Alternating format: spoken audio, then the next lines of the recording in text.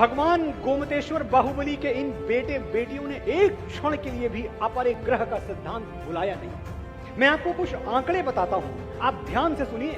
हमारे देश में 16,000 गौशालाएं हैं जहां गाय की सेवा मां की तरह की जाती है। इनमें से 12,000 गौशालाएं अकेले जैन समाज संचालित करता है।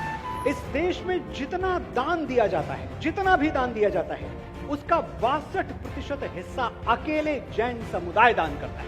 देश के इनकम टैक्स में कंप्लीट जितना भी इनकम टैक्स सरकार के खजाने में जमा होता है, उस इनकम टैक्स में 24% हिस्सेदारी जैनों की है। अगर मैं एक लाइन में बोलूं तो ये जो नया भारत है जिसके नव निर्माण में मैं और आप जुटे हुए हैं, इस नए भारत के निर्माण में 1/4 25% भागीदारी अकेली जैनों की है। और जैन गिनती में कितने हैं? 0.37%, यानी आधे प्रतिशत से भी कम।